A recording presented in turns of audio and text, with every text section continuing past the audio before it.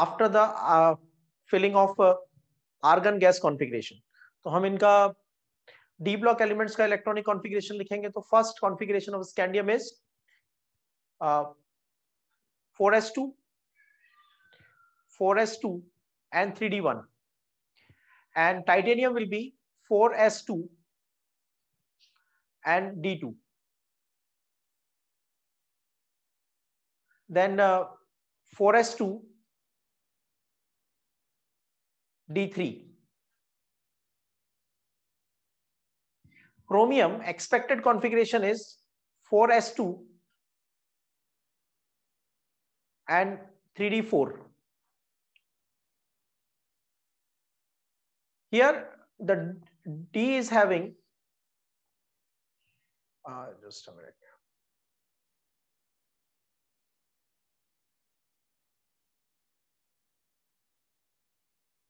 So here d orbitals in the case of chromium are having 4 electrons.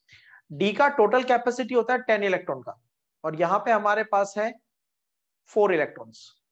So chromium has missed the half-filled orbital stability just by 1 electron. तो इसलिए chromium में exception आता है और chromium का एक electron 4s से transfer हो जाता है 3d में। तो यहां पे कॉन्फ़िगरेशन हो जाएगा 4s1 3d5, 4s1 3d5,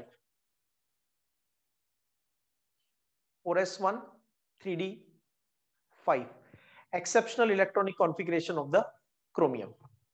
Then again manganese onwards, 4s2 3d5, 1 2 3 4 and 5. In case of iron, it will be 4s2 3d6, 1 2 3 4 5 and 6. Cobalt 4s2 3d7, 1 2 3 4 5 6 and 7. Then nickel 4s2 3d8, 1 2 3 4 5 6 7 and 8. Then we have copper. Copper में D9 है, fulfilled orbital stability missed by 1 electron. तो एक electron 4s से 3d में transfer हो जाएगा और exceptional configuration होगा 3d10 4s1. So that's copper exceptional configuration. S में एक इलेक्ट्रॉन है, D1 D2 D3 D4 and D5, D6 D7 D8 D9 D10. Then zinc 4s2 3d10, 1 2 3 4 5 6 7 8 9 and 10.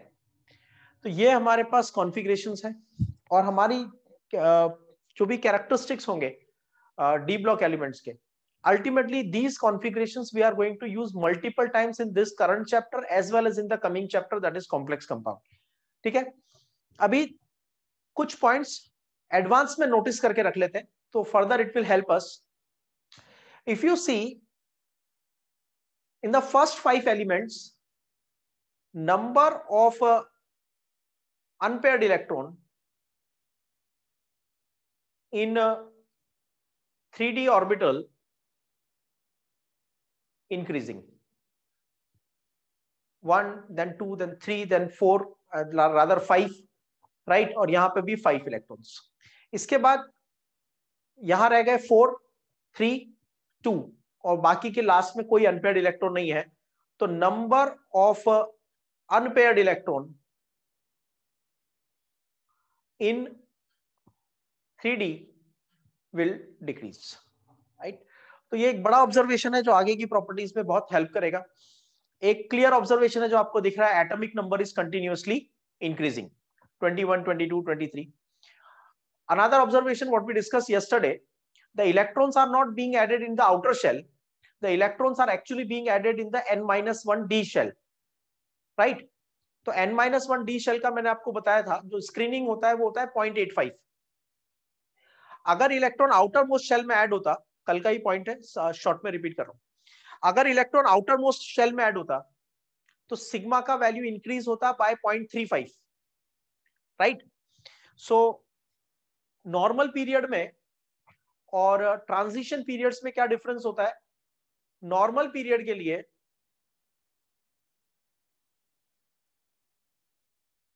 Z increases by 1, sigma increases by 0.35, तो दोनों का difference Z effective increases by 0.65, मतलब nucleus की attraction power left to right बढ़ती है bye 0.65। Transition periods में क्या होता है? ट्रांजिशन पीरियड्स में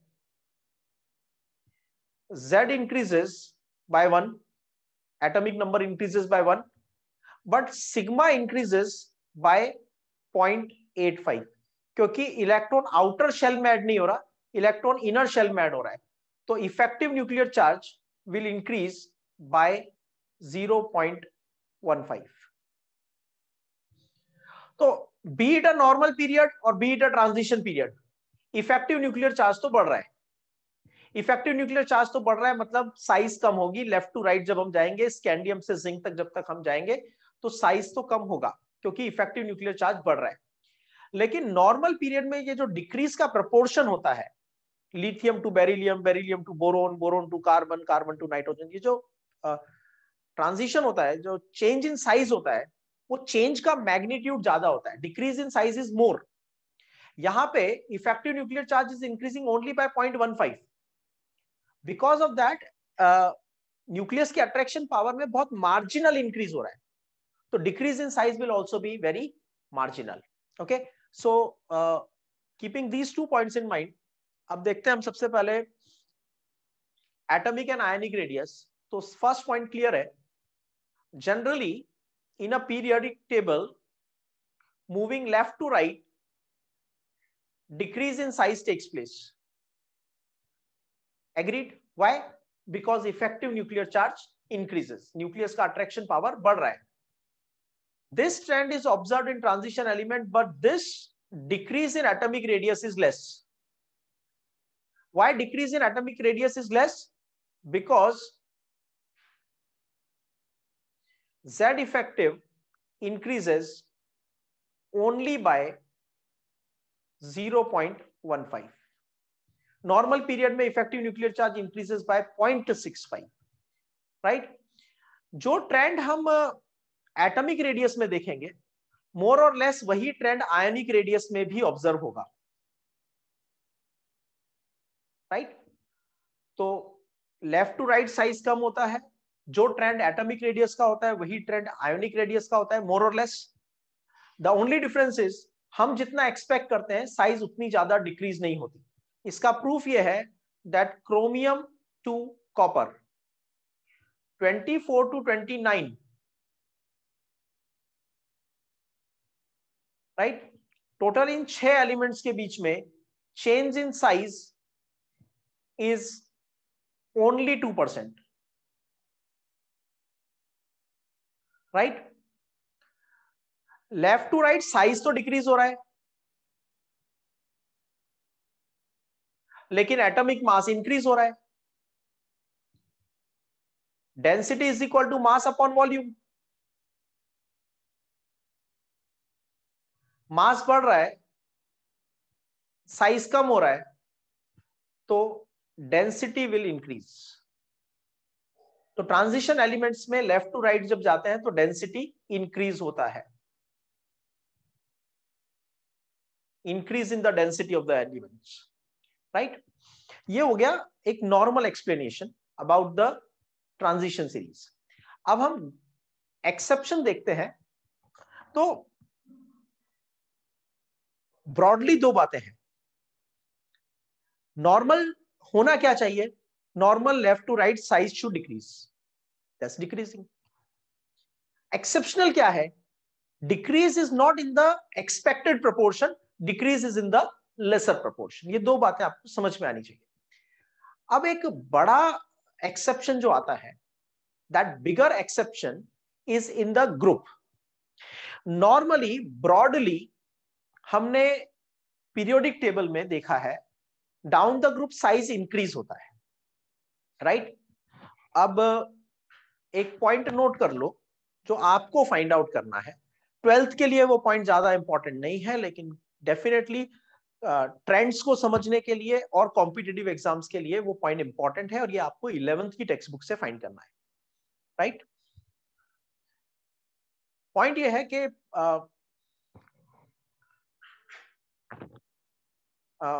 trend of the size in the group 13 and 14 from top to bottom. Boron to aluminium क्या होता है, एल्यूमिनियम टू गैलियम क्या होता है, गैलियम टू इंडियम क्या होता है, इंडियम टू थैलियम क्या होता है, राइट? ये आपको ट्रेंड देखने हैं, ठीक है? और same carbon to silicon, silicon to germanium, germanium to tin और टिन टू लेड. ये मैंने आपको 11th के नोट्स में बहुत अच्छे से ये पॉइंट नोट करवाया था, तो या तो नोट से फाइंड आउट करो या टेक्स्ट बुक से फाइंड आउट करो, बट ये ट्रेंड आपको ऑब्जर्व करना है. और दूसरा पॉइंट, सिर्फ ट्रेंड देखना है. First group and second group यानी एस ब्लॉक एलिमेंट दोनों 11th के टॉपिक्स हैं. 13th ग्रुप भी 11th का है, 14th ग्रुप भी 11th का है, फर्स्ट एंड सेकंड ग्रुप भी 11th के. तो इनमें आप ट्रेंड देखो, ठीक है? एस ब्लॉक के ट्रेंड को तो आपको सिर्फ देखना है, उसमें कोई एक्सेप्शन नहीं है. डाउन द ग्रुप साइज बढ़ती है, नो एक्सेप्शन, ठीक है? पूरा lithium to sodium, sodium to potassium, potassium to rubidium, rubidium to cerium, सब साइज बढ़ता जाता है, राइट? और बेरिलियम टू बेरियम साइज बढ़ता जाता है. अब हम एक यूनिक सिचुएशन देखने वाले हैं. ये जो मैं टेबल ड्रॉ कर रहा हूं, आप मेरे साथ ड्रॉ करते जाइए, ठीक है? ये टेबल हमें कुछ इंफॉर्मेशंस देगी. इस टेबल से जो मेजर इंफॉर्मेशंस आपको मिलेंगी वो एक तरह से इंट्रोडक्शन ऑफ डी ब्लॉक भी होगा. मतलब फर्स्ट ट्रांजिशन सीरीज कहां से कहां तक होती है, सेकंड ट्रांजिशन सीरीज कहां से कहां होती है, थर्ड ट्रांजिशन सीरीज कहां होती है, फोर्थ ट्रांजिशन सीरीज कहां होती है, एफ ब्लॉक एलिमेंट्स कहां से होते हैं, ग्रुप के स्पेशल नेमिंग क्या होती है, मेंडलीफ के ग्रुप नंबर्स कैसे फाइंड करते हैं. So there are not just the size, the initial introductory questions of the D block elements will also be covered in this table, right? ऊपर वाली टेबल में 10 वर्टिकल कॉलम्स हैं और 4 horizontal रो हैं, ठीक है? और नीचे वाली 2 रो के अंदर there are 2 rows and the 14 vertical columns are there, right? तो ऊपर वाला D ब्लॉक को रिप्रेजेंट कर रहा है और नीचे वाला पार्ट F ब्लॉक को रिप्रेजेंट कर रहा है, ठीक है? सो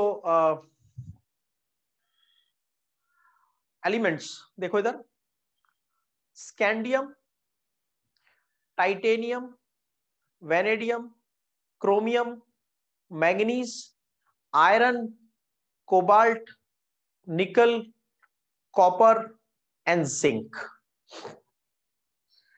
इसे हम बोलते हैं फर्स्ट ट्रांजिशन सीरीज. और शॉर्ट का पूरा जब हम इसको शो करेंगे तो इसका समरी बना सकते हैं. First transition series is from scandium 21 to zinc 30. Scandium 21 to zinc 30.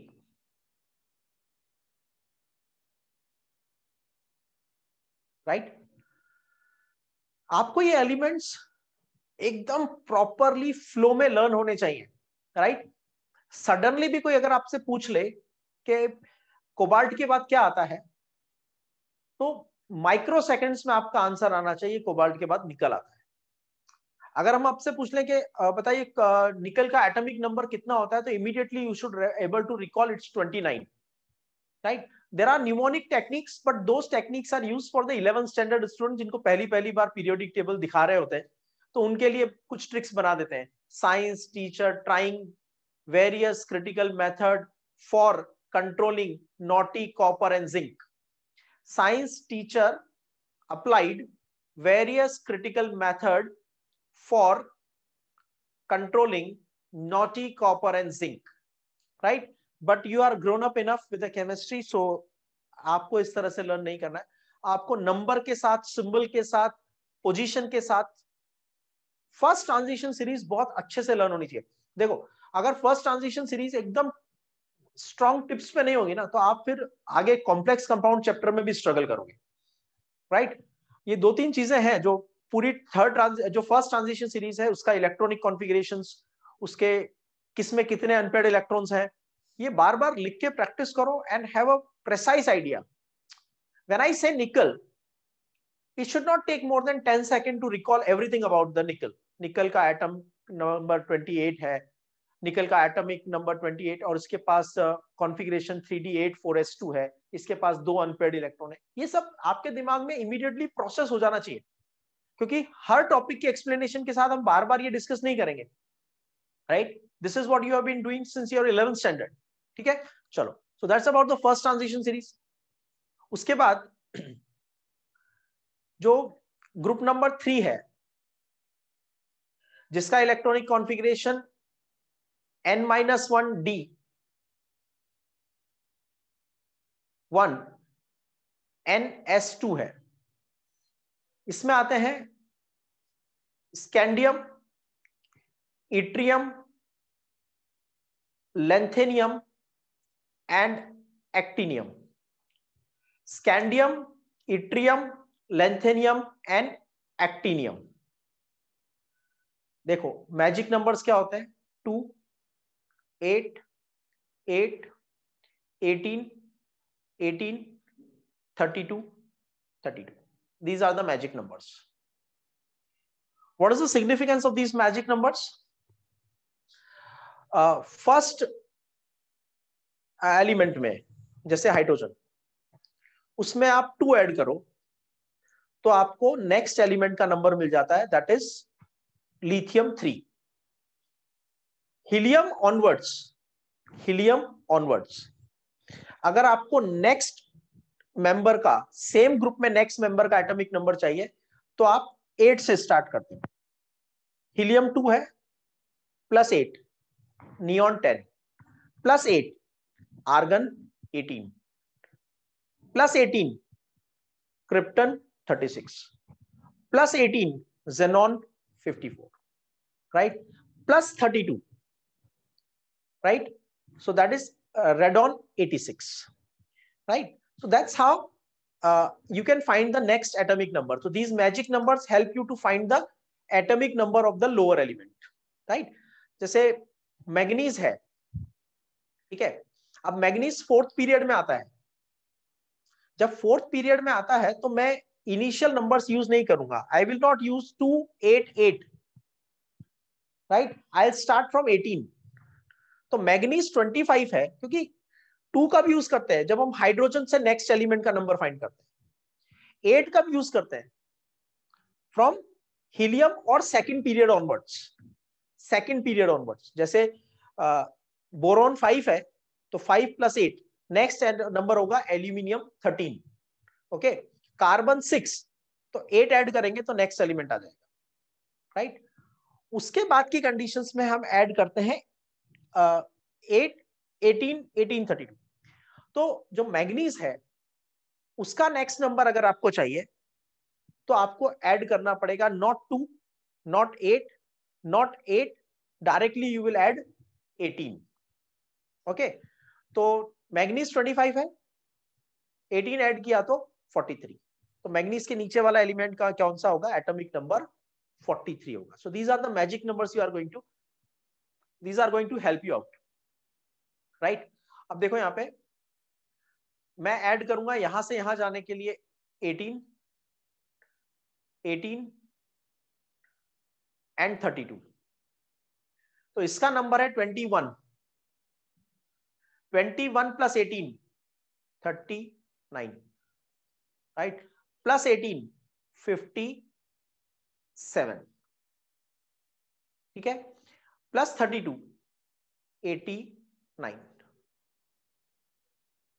समझ में आ गया? अब ये 22 है,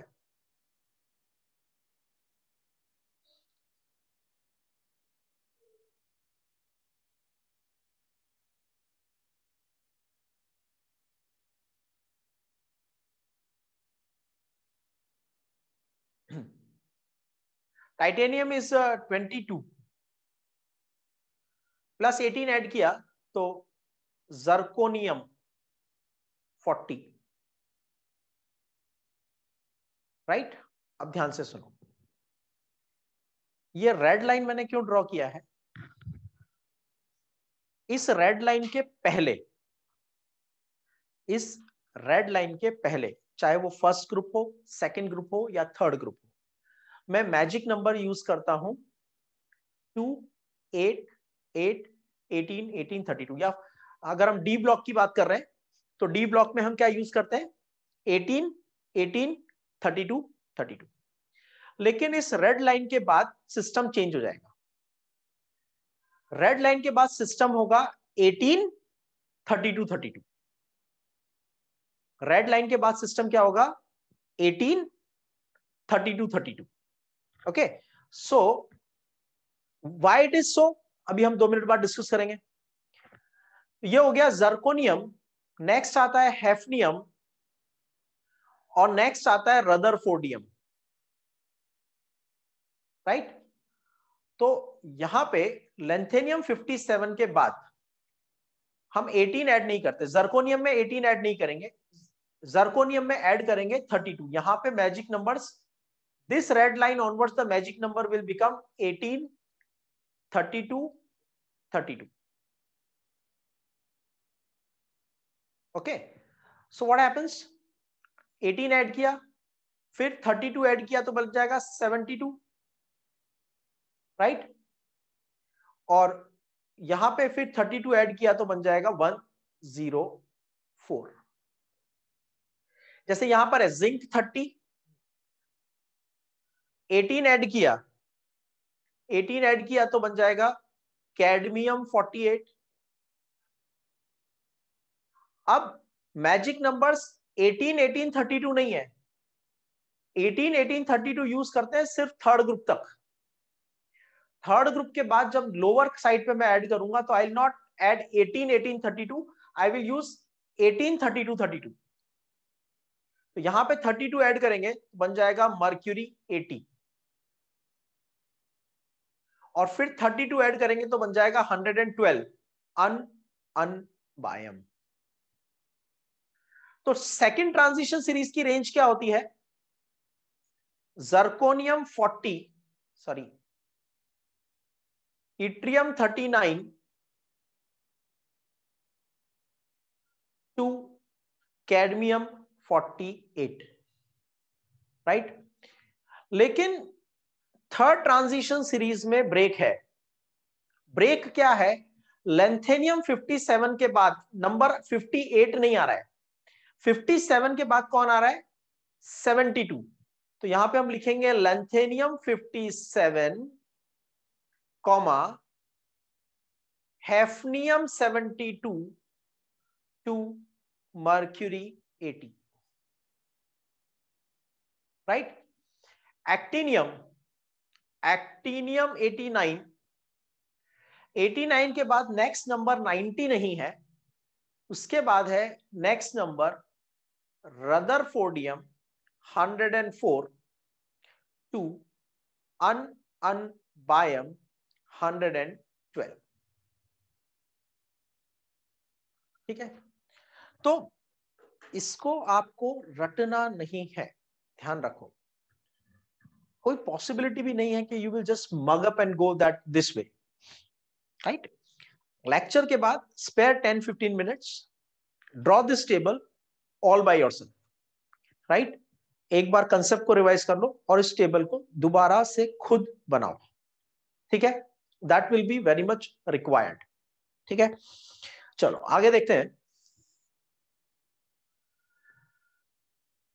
57 के बाद जो नेक्स्ट फिलिंग होती है वो यहां पे होती है, क्योंकि इलेक्ट्रॉन जाता है n-2 में।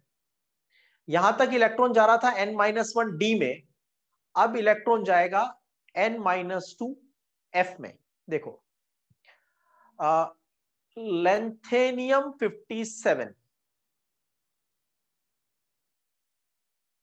57 के पहले इनर्ट गैस कहां पे आता है?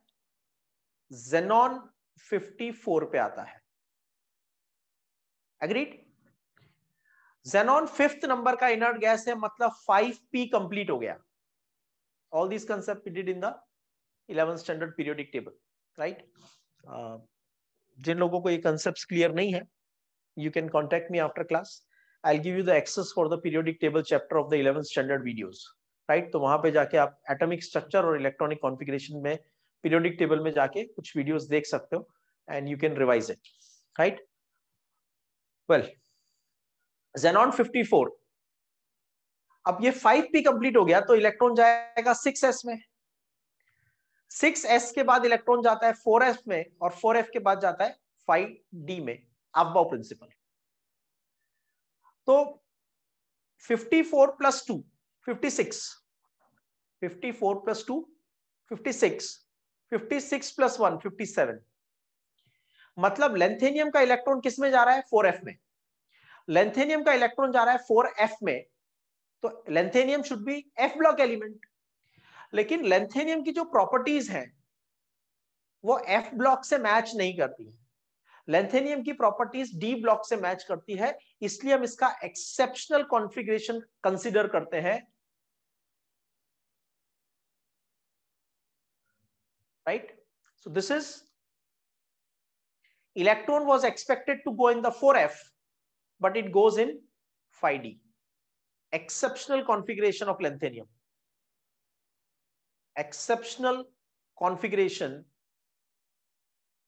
of lanthanum 57. इसके बाद cerium 58 onwards up to lutetium 71, electrons are filled in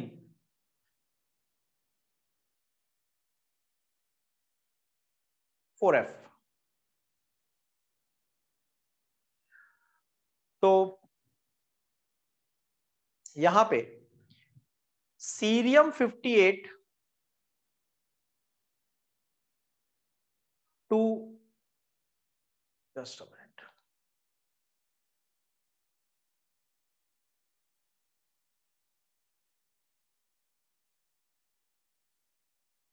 cerium 58 to lutetium 71, cerium 58 to lutetium 71, Lu, lutetium 71, इसको हम बोलते हैं 4f series,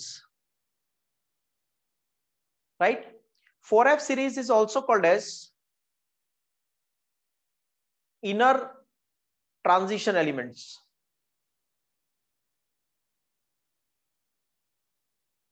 Apart from being called as the inner transition element, they are called as rare earth element.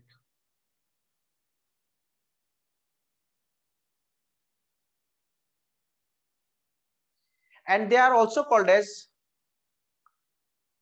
lanthanoids. Lanthanoids क्यों?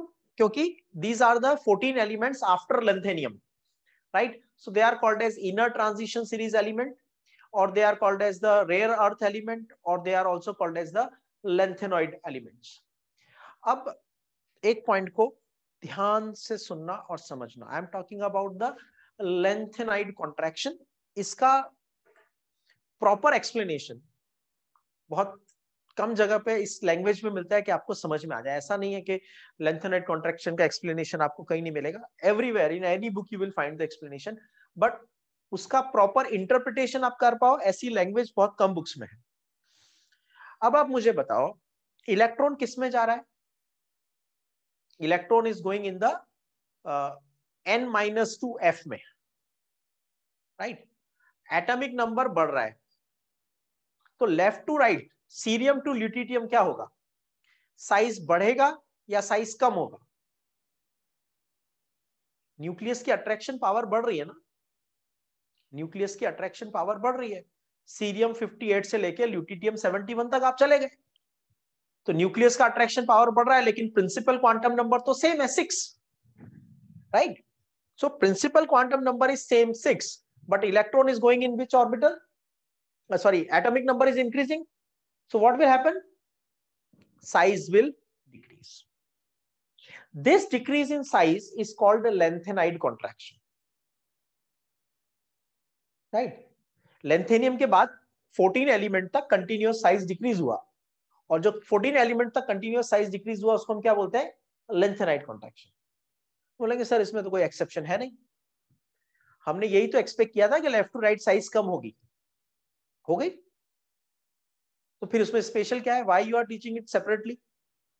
Lanthanide contraction से, lanthanide contraction itself is not an exception, right? Actually lanthanide contraction के वजह से अब exceptions produce होंगे, वो point समझना important है. ठीक है, पहले एक स्टेटमेंट लिख लो आप, just right one statement. After lanthanum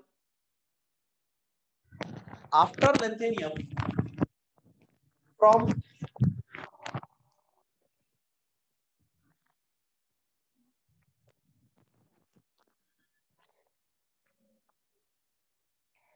cerium 58, Ce58, cerium 58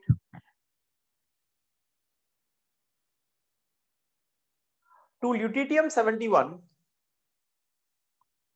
there is decrease in size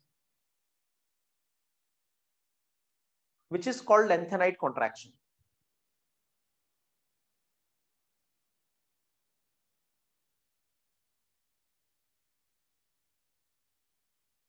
Here atomic number is continuously increasing. Here atomic number is continuously increasing,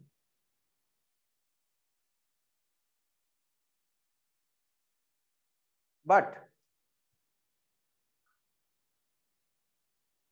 electrons are being filled in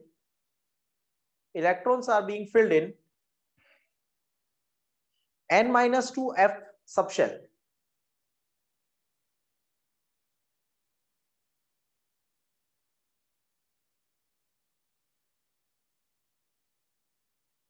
Hence size decreases.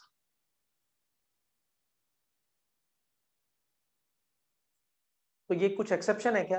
नहीं. Atomic number बढ़ रहा था, principal quantum number same था, तो size तो कम होनी थी.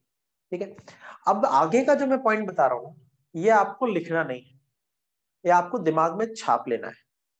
ठीक है, क्योंकि there is no specific language to write this point. It's more of your observation to understand the thing. ध्यान से देखो. Scandium to titanium, atomic number बढ़ रहा है कितना? 1, 21 टू 22. ठीक है, तो साइज कम हो जाएगा. एग्रीड? सर हिलाओ. Scandium to titanium atomic number is increasing by 1. Atomic number बढ़ रहा है तो थोड़ा साइज कम हो जाएगा. वो तो होता ही है, नॉर्मल पीरियड में लेफ्ट टू राइट जाते हैं या ट्रांजिशन पीरियड में लेफ्ट टू राइट जाते हैं तो. लेकिन decrease in size will be very less. Lecture की स्टार्टिंग में यही बोला कि ट्रांजिशन एलिमेंट्स में लेफ्ट टू राइट जाते हैं तो साइज का डिक्रीज बहुत कम होता है. राइट? लास्ट क्लास से इसी के बारे में बात चल रही है. अब उसके नीचे देखो, टेबल में उसके नीचे देखो, इट्रियम से लेके जर्कोनियम तक 39 से 40 एटॉमिक नंबर में इंक्रीज कितना हुआ? 1. तो साइज में डिक्रीज होगा, but very marginal decrease in size. अब देखो लेंथेनियम और हेफनियम को देखो. लेंथेनियम का एटॉमिक नंबर कितना दिख रहा है? 57. और उसके just adjacent group, fourth group में कौन है? हेफनियम. उसका एटॉमिक नंबर कितना दिख रहा है? 72. राइट? 14 यूनिट्स का डिफरेंस है. राइट? इसका मतलब स्कैंडियम टू टाइटेनियम गए, atomic number change by 1. Yttrium to zirconium गए 39 to 40, atomic number changes by 1. Lanthanum to hafnium गए, atomic number changes by 14. Size decrease होगा या नहीं होगा? होगा, एटॉमिक नंबर में बहुत इंक्रीज हो रहा है। क्या मार्जिनल डिक्रीज होगा या एक्सेप्शनली हाई डिक्रीज होगा? एक्सेप्शनली हाई डिक्रीज होगा। वो इतना सारा डिक्रीज कहां गया, क्यों हुआ? Due to lanthanide contraction. तो लेंथेनियम टू हैफनियम जो साइज में बहुत ज्यादा चेंज हो रहा है ना, उतना हमने एक्सपेक्ट नहीं किया था। हमने पहली लाइन ये लिखी थी, लेफ्ट टू राइट जाते हैं तो साइज में डिक्रीज बहुत मार्जिनल होता है, और अभी हम देख रहे हैं there is a huge decrease in size. तो how would we justified? We would justified by saying due to lanthanide contraction, right? तो बीच में जो 14 एलिमेंट्स की साइज कम हुई, उसकी वजह से लेंथेनियम और हैफनियम की साइज में बहुत ज्यादा डिफरेंस आ गया, और वो डिफरेंस इतना ज्यादा आ गया। अब आता है सबसे बड़ा पॉइंट, लेंथेनाइड कॉन्ट्रैक्शन हो गया, मतलब सीरियम टू ल्यूटिटियम साइज कम हो गई। लेंथेनाइड कॉन्ट्रैक्शन हो गया, उसकी वजह से लेंथेनियम और हैफनियम की साइज में बहुत ज्यादा डिफरेंस आ गया। Because of that, the hafnium is very small compared to expected. Because of that, hafnium was expected to be bigger than zirconium. Down the group size बढ़ती है ना, डाउन द ग्रुप साइज बढ़ती है, तो जब आप titanium से zirconium पे आओगे तो साइज बढ़ेगी, लेकिन जर्कोनियम से हैफनियम जाओगे तो साइज या तो ऑलमोस्ट सेम रहती है या मार्जिनल डिक्रीज भी हो जाती है, राइट? तो ऐसा क्यों हुआ? डाउन द ग्रुप तो साइज बढ़नी चाहिए थी, क्योंकि टाइटेनियम का प्रिंसिपल क्वांटम नंबर है 4, जर्कोनियम का प्रिंसिपल क्वांटम नंबर है 5, और हैफनियम का प्रिंसिपल क्वांटम नंबर है 6। Down the group principal quantum number बढ़ता है 4, 5, 6, तो प्रिंसिपल क्वांटम नंबर बढ़ रहा है, साइज बढ़नी चाहिए थी, साइज कम क्यों हो गई? तो हम एक वर्ड में आंसर करते हैं, due to lanthanide contraction. Got it? तो बैकग्राउंड एक्सप्लेनेशन बहुत बड़ा है, आउटपुट छोटा सा है। After lanthanum, from fourth group to 14th group. अब देखो, ऐसा थोड़ी है कि ये इफेक्ट यहीं पे रेस्ट्रिक्ट होकर रह जाएगा।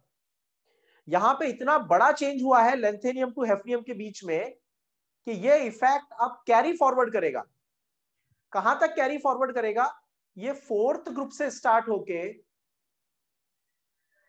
फोर्थ वर्टिकल कॉलम से स्टार्ट होके, फोर्थ ग्रुप से स्टार्ट होके 14th ग्रुप तक जाता है। फोर्थ ग्रुप से लेके 14th ग्रुप तक। क्या सभी पीरियड्स में होता है? नहीं। कौन से पीरियड्स में होगा? जहां से लेंथेनियम स्टार्ट हुआ उसके बाद से। तो लेंथेनियम कहां से आया था, कौन से पीरियड में आया था? 6th पीरियड में, राइट? तो अब इन सब पॉइंट्स को थोड़ा सा कंबाइन करके हम एक स्टेटमेंट बना सकते हैं। Write down the statement, due to lanthanide contraction, due to lanthanide contraction, size of, due to lengthenide contraction, the size of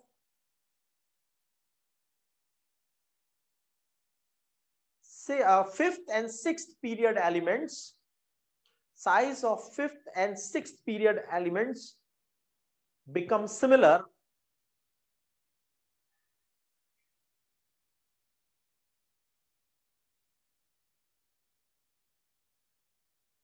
between 4th to 14th group, between 4th to 14th group।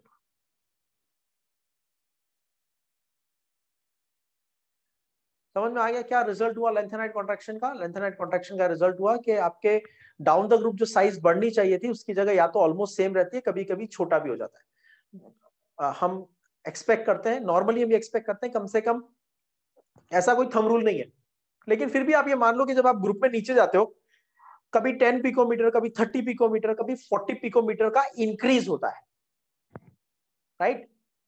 लेकिन जब हम zirconium to hafnium गए तो 2 picometre का decrease हो गया। अगर हम उस 2 को नेग्लेक्ट भी कर दें, 2 picometre is very small value, उसको नेग्लेक्ट भी कर दें तो ये कह सकते हैं कि जर्कोनियम हैफनियम की साइज ऑलमोस्ट सेम है, जबकि हमें चाहिए क्या था? कि hafnium should be at least 10-20 picometre bigger than zirconium, लेकिन वो ऑलमोस्ट, इसीलिए क्या होता है सिल्वर और गोल्ड की साइज ऑलमोस्ट सेम हो जाती है, राइट। अब ये पॉइंट जाके कनेक्ट होता है हमारे एलॉय वाले पॉइंट से। कैसे? तो हमारे पास जो 11th ग्रुप है, कॉपर, कॉपर से कॉस्टली सिल्वर और सिल्वर से कॉस्टली है गोल्ड, राइट। अब लेंथेनाइट कॉन्ट्रैक्शन आ गया, इस हाइलाइटेड एरिया में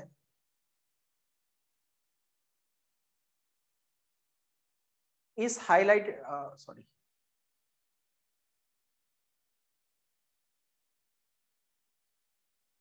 इस हाइलाइटेड एरिया में लेंथेनाइट कॉन्ट्रैक्शन आ गया, तो उसकी वजह से सिल्वर की और गोल्ड की साइज ऑलमोस्ट सेम हो गई, ठीक है। अब कॉपर से सिल्वर साइज बढ़ेगी, एग्रीड? ग्रुप में नीचे जाओगे तो साइज बढ़ेगी ना, एग्रीड और नॉट? सर नहीं हिल रहे तुम्हारे, समझ में आ रहा है? कॉपर टू सिल्वर तो जो एक्सपेक्टेड है वही होगा, क्योंकि लेंथेनाइट कॉन्ट्रैक्शन 4th पीरियड में नहीं आया, तो कॉपर टू सिल्वर साइज बढ़ती है, थोड़ी बढ़ती है, क्योंकि आप एक ही ग्रुप, एक ही पीरियड नीचे, लेकिन 5th to 6th size almost same है। इसका मतलब कॉपर और सिल्वर की साइज में तो डिफरेंस होता है। अब देखो ध्यान से सुनो, जब मैं नीचे आ रहा हूं कॉपर से सिल्वर, तो नॉर्मल ट्रेंड फॉलो हो रहा है। नॉर्मल ट्रेंड का मतलब साइज में ऑलमोस्ट 10 to 12 और 14 पिकोमीटर का बढ़ रहा है साइज। मैं नॉर्मली यही एक्सपेक्ट करता हूं कि जब भी मैं एक पीरियड नीचे जाऊंगा ग्रुप में, तो साइज बढ़ेगी, 10% या 15% साइज बढ़ेगी जब भी मैं ग्रुप में नीचे जाऊंगा। तो कॉपर से सिल्वर ऑलमोस्ट 12-14% साइज बढ़ गई। अगर ये ट्रेंड कंटिन्यू रहता, ध्यान से सुनना, अगर ये ट्रेंड कंटिन्यू रहता तो सिल्वर से गोल्ड भी 15% साइज बढ़ जाती, सिल्वर से गोल्ड 15% बढ़ जाती, तो कॉपर से सिल्वर 15% और सिल्वर से गोल्ड 15%, मतलब कॉपर और गोल्ड की साइज में कितना डिफरेंस होता? 30% का डिफरेंस होता। 13% का डिफरेंस होता। क्या वो ह्यूमन रोटरी प्रिंसिपल में फिट होते? क्या नहीं, वो ह्यूमन रोटरी प्रिंसिपल में फिट नहीं होते, क्योंकि ह्यूमन रोटरी प्रिंसिपल में फिट होने के लिए साइज का डिफरेंस होना चाहिए ओनली 15। लेकिन लेंथेनाइट कॉन्ट्रैक्शन आ गया, लेंथेनाइट कॉन्ट्रैक्शन आने की वजह से क्या हुआ, सिल्वर और गोल्ड की साइज ऑलमोस्ट सेम रह गई।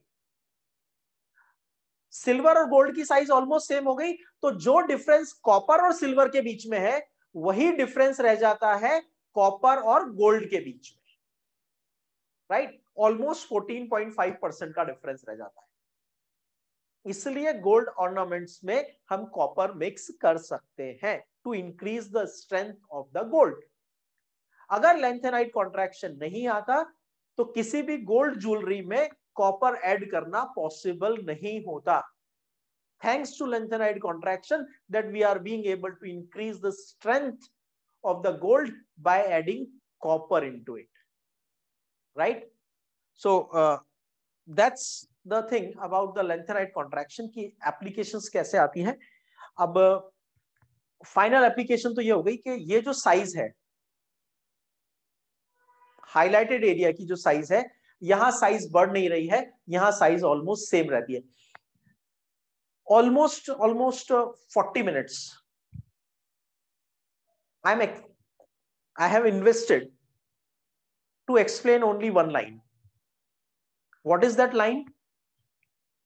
What I have written here: from first transition series to second transition series there is increase in size, but from second transition series to third transition series either the size decreases or remain almost the same due to lenthanide contraction. ये 4th point को समझाने के लिए मैंने 40 minutes invest किए हैं आपके ऊपर, ठीक है, सिर्फ ये एक पॉइंट समझाने के लिए, ठीक है। Hope everybody is clear, just raise your hand if you are clear.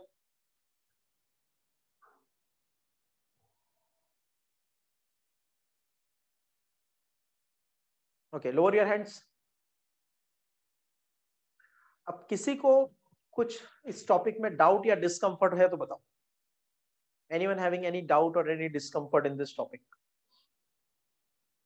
What is the takeaways? First, lanthanide contraction क्या होता है? आफ्टर लेंथेनियम सीरियम से लेकर ल्यूटिटियम तक साइज कम होती है, वो लेंथेनाइट कॉन्ट्रैक्शन। क्या लेंथेनाइट कॉन्ट्रैक्शन कोई एक्सेप्शन होता है? नहीं, लेंथेनाइट कॉन्ट्रैक्शन कोई एक्सेप्शन नहीं, लेकिन due to lanthanide contraction exceptions develop होते हैं। कैसे एक्सेप्शन डेवलप होते हैं? एक एक्सेप्शन तो मैं कह सकता हूं कि lanthanum to hafnium,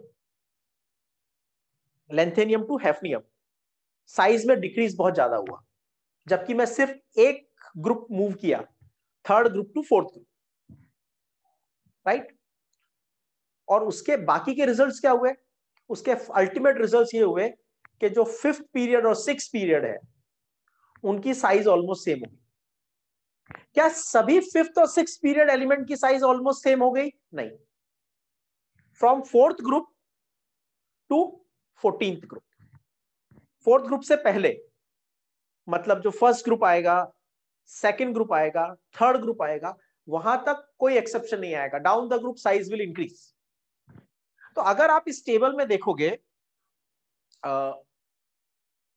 this part, scandium, yttrium, lanthanum, actinium, scandium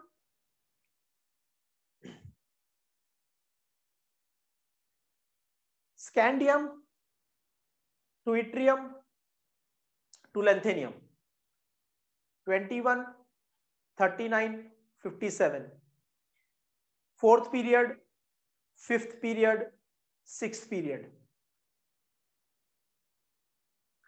size बढ़ रहा है। लेकिन titanium, sorry yes, titanium, zirconium, hafnium, size बढ़ता है, उसके बाद साइज ऑलमोस्ट सेम रहता है। और हमेशा याद रखो, जो साइज का एक्सेप्शन होता है ना, it is one of the most dangerous exception, because एक बार साइज में एक्सेप्शन अगर आ गया तो वो सभी जगह रिफ्लेक्ट होगा। वो मेल्टिंग पॉइंट्स में रिफ्लेक्ट होगा, वो बॉइलिंग पॉइंट्स में रिफ्लेक्ट होगा। That exception will be seen in ionisation enthalpy also, that will be seen in the oxidation states also. सभी जगह पे अब एक के बाद एक एक्सेप्शंस आते जाएंगे। तो इन सभी एक्सेप्शंस का रूट कॉज क्या है? एक वर्ड में बोले तो लेंथेनाइड कॉन्ट्रैक्शन, राइट? इसलिए लेंथेनाइड कॉन्ट्रैक्शन को इतनी ज्यादा इंपॉर्टेंस दी जाती है, क्योंकि lanthanide contraction itself is not an exception, but because of that there are the many exceptions are being created. Understood? So that's यहां पे 4f सीरीज है, सीरियम 58 से लेके ल्यूटिटियम 71 तक। उसके बाद एक्टिनियम, एक्टिनियम 89 का हम कॉन्फ़िगरेशन लिखते हैं तो आता है रेडॉन 86। रेडॉन 86 6 नंबर का इनर्ट गैस है, तो इसके बाद आएगा 7s, 5f and 6d। 86, 88, 89. Last electron is supposed to enter into 5f, but actinium की properties match करती है with the d block elements. So we remove this here and put here. So this is exceptional configuration of actinium 89, right? उसके बाद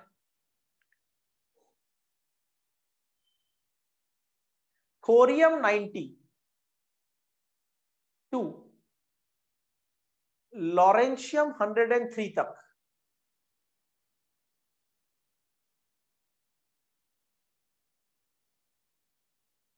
मतलब यहां से actinium के बाद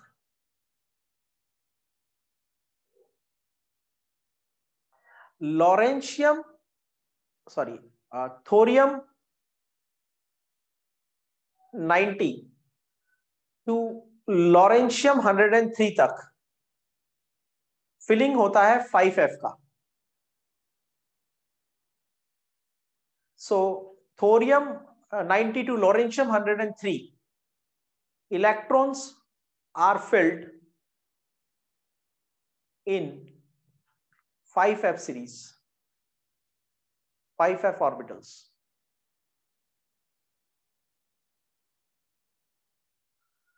तो ये जो एलिमेंट्स हैं, इन 5F सीरीज एलिमेंट्स को हम बोलते हैं second inner transition series, second inner transition series, and they are called as actinoids. Actinium के बाद के 14 एलिमेंट्स को हम बोलते हैं एक्टिनॉइड्स. एक्टिनॉइड्स के बारे में हम बहुत ज्यादा डिटेल में और लेंथेनॉइड्स के और एक्टिनियम्स के बारे में हम एफ ब्लॉक एलिमेंट्स का जब पार्ट डिस्कस करेंगे तब डिस्कस करेंगे. But for the time being thorium, protactinium and uranium 90, 91, 92, बस यही 3 एलिमेंट नेचुरल है. यही 3 एलिमेंट नेचुरल है. इसके बाद का कोई भी एलिमेंट नेचुरल नहीं है. मोरओवर राइट फ्रॉम थोरियम मतलब पूरी 5F सीरीज, इसका एक भी एलिमेंट स्टेबल नहीं है. All are radioactive. तो 5F सीरीज पूरी रेडियो एक्टिव है. उसमें यूरेनियम तक के एलिमेंट नेचुरल है और यूरेनियम के बाद के सभी एलिमेंट्स सिंथेटिक एलिमेंट्स, राइट. जो यूरेनियम के बाद के एलिमेंट्स आते हैं उनको हम कहते हैं ट्रांसयूरेनिक एलिमेंट या ट्रांसयूरेनिक एलिमेंट्स. ओके, ट्रांसयूरेनिक बोल दो या कंबाइन करके ट्रांसयूरेनिक एलिमेंट्स बोल दो. These are the synthetic elements. So हमारे पास जो कोर इंफॉर्मेशन आ गई वो आ गई. फर्स्ट ट्रांजिशन सीरीज कहां से कहां तक है? स्कैंडियम 21 से लेके जिंक 30 तक. सेकंड ट्रांजिशन सीरीज कहां से कहां तक है? इट्रियम 39 से लेके कैडमियम 48 तक. Second transition series. Third transition series कहां से कहां तक है? लेंथेनियम है, उसके बाद हैफनियम 72 टू मर्क्यूरी 80, और फोर्थ ट्रांजिशन सीरीज एक्टिनियम 89 से लेके एक्टिनियम 89 कॉमा रदरफोर्डियम 112 से लेके रदरफोर्डियम 104 से लेके अननबायम 112 तक है. तो ये हमारे पास इंफॉर्मेशन आ गया about what are the serieses और इसका एलिमेंट्स का. इसके बाद ये जो 11th ग्रुप है, ये 12th ग्रुप है, ठीक है, सॉरी, ये 11th group and the 12th group. So 11th group को हम बोलते हैं coinage metals. coinage metals, तो ये copper, silver and gold, these are the part of the coinage metals. So that's how we complete the introduction of the D and F block elements, as well as we are completing the atomic and ionic size orders, right? Next session में Monday को हम discuss करेंगे about some more characteristics and उसके बाद हम discuss करेंगे इनका electrode potentials, right. So that's all for today. कल का टेस्ट टाइमिंग और बाकी details surface chemistry I will post in the group by the evening. Okay, and that's all for today. Have a nice day. Thank you.